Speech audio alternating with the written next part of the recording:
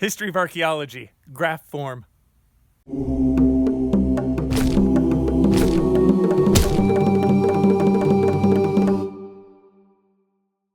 All right, so the history of archaeology as I see it, and I say that to you guys because there are a lot of ways to do this graph. So if you hear it a different way, if I'm leaving out something that you heard elsewhere, all of that is probably historically correct in one way or another. But what I'm doing here is I'm breaking this down from the earliest bits and pieces of time all the way up until modern day. So what are the highlights that I would hit? Well, over here on the left, I would say that archaeology begins with science in a way. And we're talking science way back, like science in the 1500s, 1600s, right? Famous figures like Copernicus, Darwin, these kind of scientists, right, early on. Of course, that has nothing to do with archaeology, but it is a building block we need. So we have scientists over here kind of trying to explain our world. Now, on the flip side down here, we have what I would call, the explorers, right? These are people from Europe who are exploring other parts of the globe. You have people like Stevens and Catherwood in the Maya area. You have Giovanni Belzoni as this famous looter of Egypt.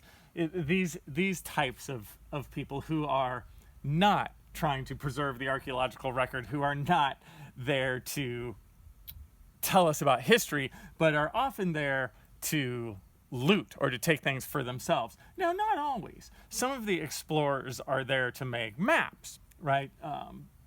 Some of the explorers are there for other slightly scientific reasons, but it's not archaeology, right? You do have these very, I would say, largely different camps of early scientists and then early explorers.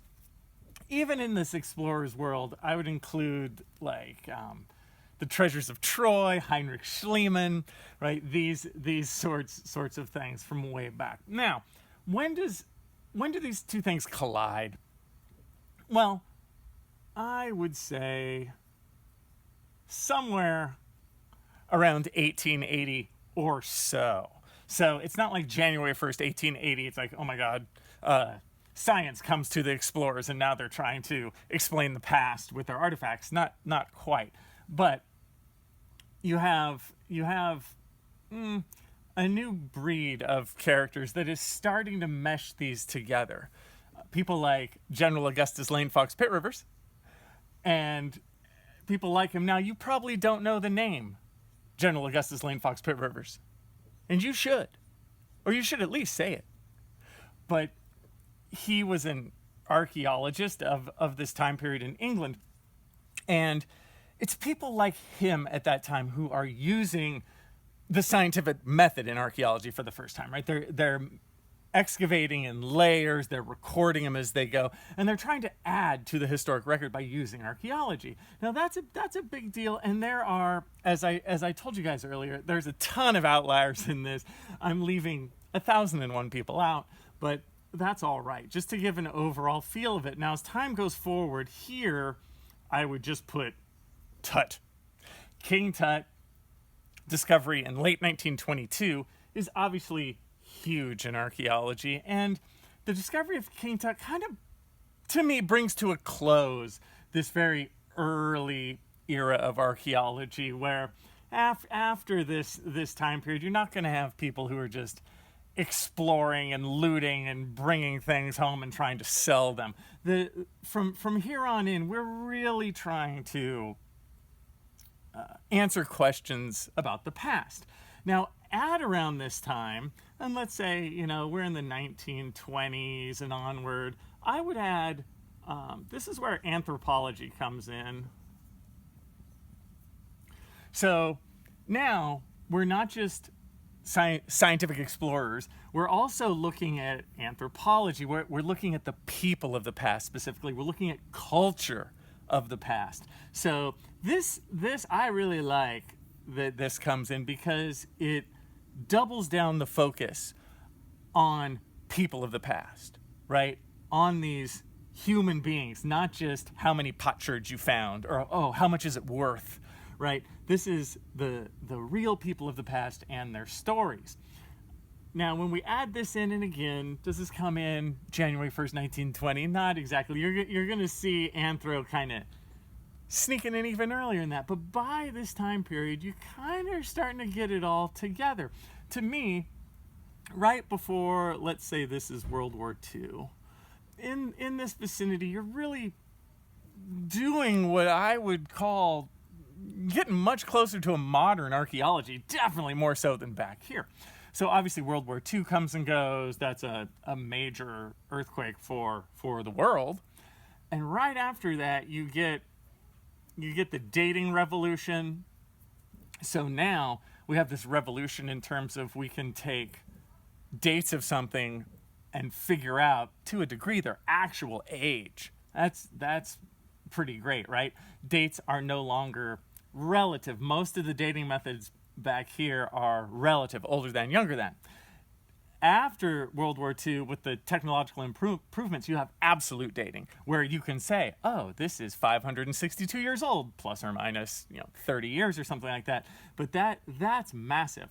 And then as we move forward into really the modern era, the 1950s, the 1960s, then you're going to get what's often called the new archaeology, which is really a doubling down of the scientific approach, right? So we have the new archaeology, and in kind of that 1970s world, that is really huge, meaning that this idea that you can use science and really tease out just about any question you have of the past, as long as you were just doubling down on the scientific method and you're measuring things as best you can, right? And you're using that data as best you can. And that was big there. But there's, of course, a backlash. And I'll just put like postmodern here. That's going to come in kind of the 1980s. Now, science is great and all, but sometimes it's a little too sciencey. So my meaning there is they forget the humans. They forget the people, right? And they're just counting up their stone tools. And yeah, I don't care how many stone tools you have. What does it mean, right? Maybe you're losing a little meaning by being overly sciencey. So the postmodern approach is a critique of that. They're like, look, you're being too sciencey. You're not talking about human beings. I want to know about people. Now, this idea of this postmodern thing is sort of a breaking down of what came before. And that has its problems too. Because, yeah, maybe too much science is too much, but too little science is too little. So there's problems there too of like, hey man, that's great that you feel that way, but show me the data. So today, in today's modern archaeological world, you really have kind of this more sciencey approach and this more humanities approach. Now, both of these, I think, make sense if we think about it. We're like, oh, scientific method, oh, that's good, right? We're measuring things and we're talking about artifacts. Sure, scientific method. And the humanities side makes a lot of sense, too. You're like, sure, we want to leave people in the mix and talk about people of the past.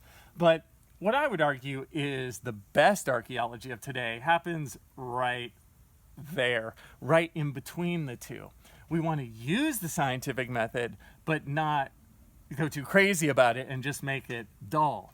We want to use the humanities approach, but not go so far as to have no data. So these days, we want to ask interesting questions, but use scientific data to prove them.